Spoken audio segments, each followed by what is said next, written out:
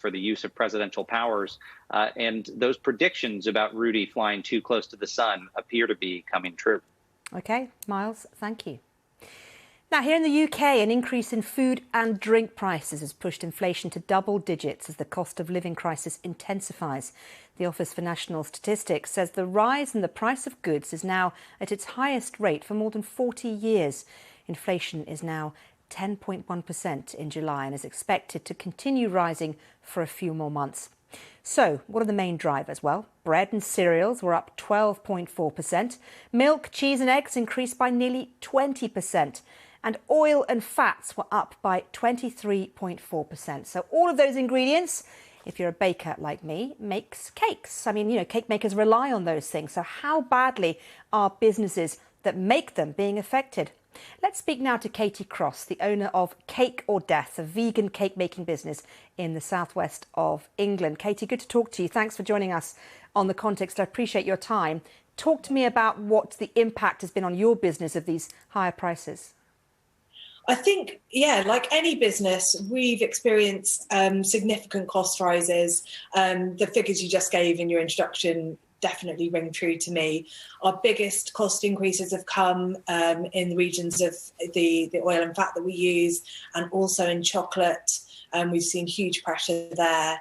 Also, because we're a letterbox brownie business that sends brownies out all over the country, and we're really finding that our packaging costs have increased hugely. So the cost of cardboard that we send our brownies out in. So it's just kind of been mounting over the last year or so, and has, in the last 6 months become kind of particularly bad. So it's just something that I'm monitoring extremely carefully on a week-by-week basis. And how are you managing things? Are you putting up prices for customers? Are you having to pay your staff more? How are you managing things?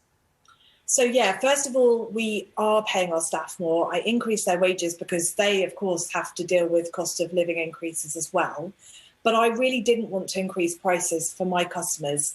Certainly, for as long as I can manage, I don't want to do that. We basically provide an affordable gift. You can send brownies out for under £20 with us, and people still need to send gifts. We've got an incredibly loyal customer base. And so I wanted to find ways that I could avoid increasing my prices. So actually, there's been ways that I've managed to decrease my costs in other areas of the business that have basically allowed me to level up at the moment. So they are negotiating a new contract with Royal Mail to decrease my postage costs. Obviously, that's a huge cost for a letterbox brownie business. And I've also started buying my ingredients in bulk, and I've taken on extra storage to allow me to do that. And of course, when you buy in bulk, you can buy at much more competitive prices. And so in that way, I've managed to kind of even stuff out and avoid increasing prices at the moment. Have you seen people less willing to spend on things like cakes and, posting brownies now, given the cost of living crisis in the UK, or do you still see demand staying high?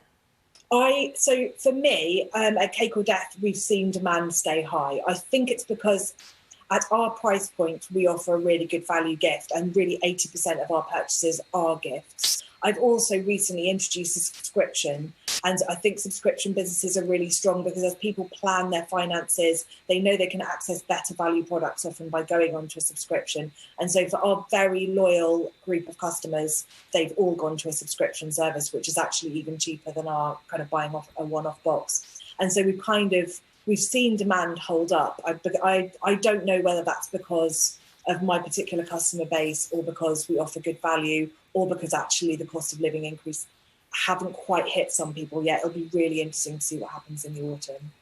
Katie, stay with us. Let me bring in our panel, Paul, in particular you. Do you think that there has been too much, focus on energy price rises and not as much on food price rises, which clearly are hitting businesses like Katie so hard right now? I think that's right. Today's inflation figures double digit for the first time in 40 years. is a reminder that it's basics like bread, like flour, like wheat that are all being affected. Now, of course, there are links with the war in Ukraine too, in the sense that Putin is effectively blockading parts of Ukraine, and that depresses price. That means that it depresses supply and prices go up. So the two are linked, but often I think people are finding that the very basics of their food shop, their weekly food shop, is something that they really can't handle anymore. And I think the difficulty is, how does a government or a politician respond to that? The most obvious is providing some kind of support on energy bills, and I think it'll be inevitable that whoever is Prime Minister next month is going to have to provide some kind of package of support to meet the crisis, which is effectively not even a crisis anymore. It's a real cost of living emergency. So yeah, I think that is undeniable what's going to happen. But what I thought was fascinating was the way Katie said she responded to the spike in food prices, which was to just be a bit smart about the way she runs the business and buying in bulk and obviously renegotiating her mail costs. And I think a lot of businesses are doing that. The difficulty is, on top of all this, businesses like Katie's have big fuel bills to handle as well. And what we've not heard from any of the political parties is help for business as well as help for individuals on fuel costs. And I think that's going to be an increasing problem. Katie, can you kind of see that in what Paul's saying? Do you agree with what he's saying? Yeah, I absolutely agree. I think fuel costs are a huge problem for small businesses.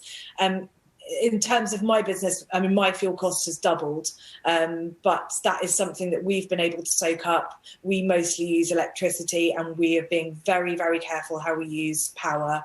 And so, that cost we're able to soak up for the moment. I know personally of other small businesses where their increased fuel cost basically risks them shutting down. So it's really a major concern for small businesses and something the government would ideally address. Katie, we're seeing a picture of the cakes that you offer, the brownies you offer via mail. They look absolutely delicious. Miles, let me bring you in here. I can't offer you any cake, but I need to ask you this. You know, looking at the problem with inflation, the crisis really in the UK, many are saying has to do with the fact that inflation obviously is high globally. It's not just a UK problem. Yeah, that's absolutely right. And it will be hard, Katie, for me to shake the images I just saw on the screen. So bear with me. I'll send you a box after the show. Yeah, the product looks extraordinary. You know, and Katie, I won't assign this to you necessarily, but look, economic unrest leads to political unrest. It's a truism throughout politics. And I think it's a very reasonable prediction for us right now, not just in the UK, but globally, that people who are hit hard by inflation, which is most anyone who goes to a grocery store or buys anything, will be frustrated by it. The way in democratic societies we express those frustrations is at the ballot box and voting. And across the world, we are seeing rising inflation as a big threat to incumbents. Across the world, we are seeing populist movements draft off of this anxiety about inflation. And I think in elections around the world this year and next year, we're going to see a lot of change. In some cases, that may be for the better. In other places, I think the worry of folks like Paul and I is that, that could lead to turmoil that becomes violent and vitriolic in certain places. We're certainly seeing that across the pond here in the United States, is those political frustrations are leading to indignation, Miriam. OK, Miles, thank you for that. And Katie Cross, thank you so much once again for joining us. Well, the race to be the next British Prime Minister still has a few more weeks to run, and Liz Truss remains the frontrunner. But at the hustings in Scotland last night, she was forced to defend comments she made previously